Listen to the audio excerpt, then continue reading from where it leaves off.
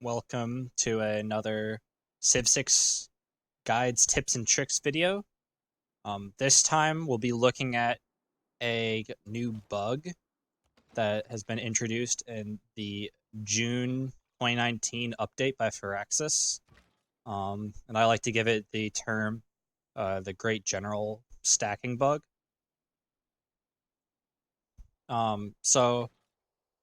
The basic definition of this bug is that it allows earlier level Great Generals to actually apply to later units. And I'll show you an example of this right here. So in the update for June 2019, they created a new change where when you upgrade units, they keep all the promotions and special abilities that they had.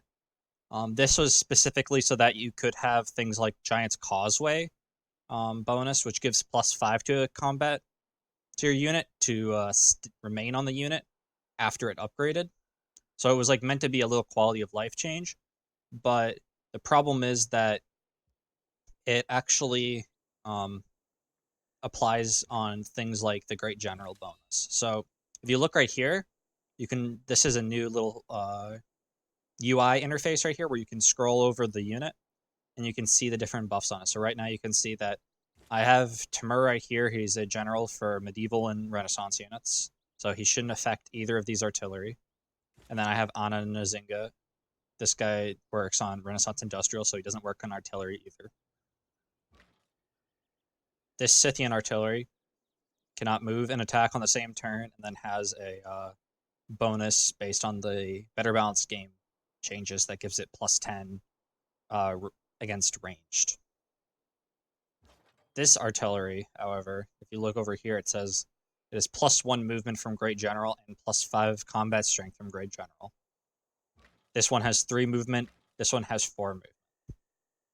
So this is pretty significant because you can see that neither of these Great Generals should affect this artillery. Earlier in the game, however, I had a bunch of bombards that I upgraded into artillery. And if you upgrade a unit into a higher level unit that shouldn't be affected by the Great General, it will still be affected later. So you can see here that I have a musket, so it's getting +1 movement from Great General, +5 bonus from Great General. So it's getting these bonuses because it was next to it. It was in range at the start of the turn. But now I'm going to upgrade it into a mechanized infantry, and the mechanized infantry shouldn't be able to actually benefit from any of these bonuses. So I'm just going to upgrade right here. It still retains the +1 movement from Great General and +5 combat strength bonus from Great General. So, and I'll prove that this actually works next turn. This was a game I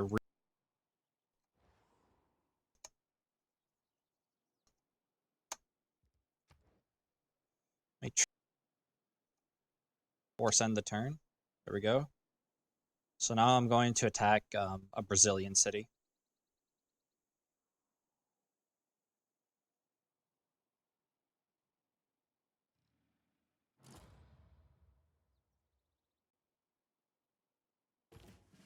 Okay, so now we're on the next turn. So you can still see that it's affected by this general bonus. So let's move it over here. You can see that there's now a +5 combat strength bonus from Great General in the damage report. You can see that 85 +5 +3 -2 does equal 91. So this is not just a visual bug.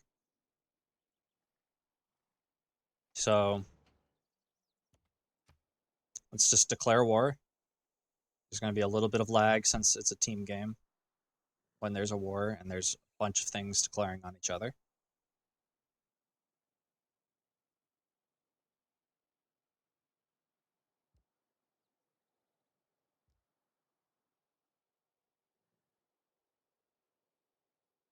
Any minute now. Should be declaring war. And then we'll see that this bonus actually does exist.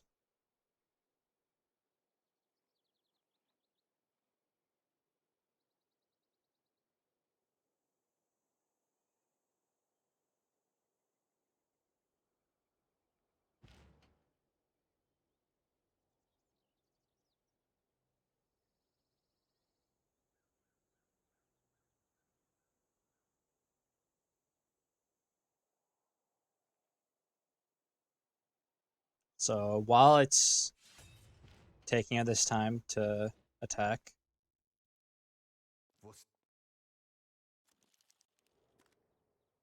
okay. So now we're at war. We can hit, and we can see that I do take less damage in return than this unit, even though I'm not affected by any great generals. The great part about this is another one of these artilleries that is affected by a great general that is no longer there. And what you can do with artillery like this is you can move and then shoot. So the best uses of this bug at the moment are to upgrade units underneath a great general that are the bombard class. So things like if you have a classical general and you have a bunch of catapults and you upgrade them into bombards, those bombards will be able to move and shoot and also have an additional 1 movement and 5 combat strength. This will allow you to take down walls much faster than pretty much anyone else who doesn't know about this. And this is currently a legal strategy to employ. There's nothing against the rules. So you can see that I just moved this artillery all the way here. It has 0.5 movement left, and I can still move and attack. So if you're ever wondering why it feels like people have like insane combat bonuses on later era units, this is why.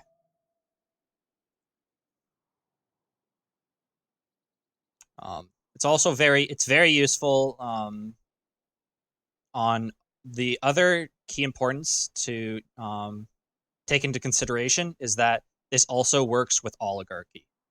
So to use this bonus with oligarchy, it's a little different than the general. With the general, you just have to have the general within 2 tiles of the unit that it is currently affecting when you upgrade the unit, and then it will permanently be affected.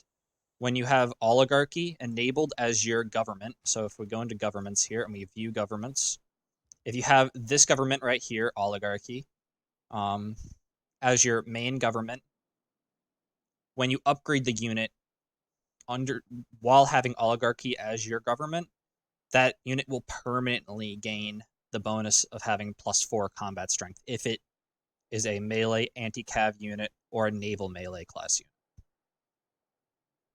What this means is that you can then switch to a different government type and then use the oligarchic legacy. And this will allow you to have both oligarchy and oligarchic legacy on a single unit. This is the most powerful strategy if you want to do a mass caravel attack on someone. You can have essentially +8 on your caravels, which is really strong. It can also work really well with the Persian immortals. You can upgrade a bunch of them under oligarchy and build up a couple, build a bunch. Once you have a sufficient number of immortals, you can then switch off to classical republic or autocracy and put on your oligarchic legacy card, and all of those immortals will gain the bonuses. But you have to have upgraded them. You can't just have them in your army. So you have to do warriors into immortals. But it is still a strong strategy if you need every little bonus over your opponent.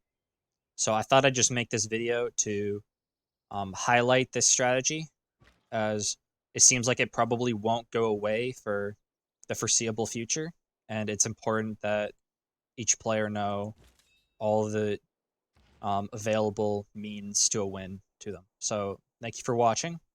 Have a good day.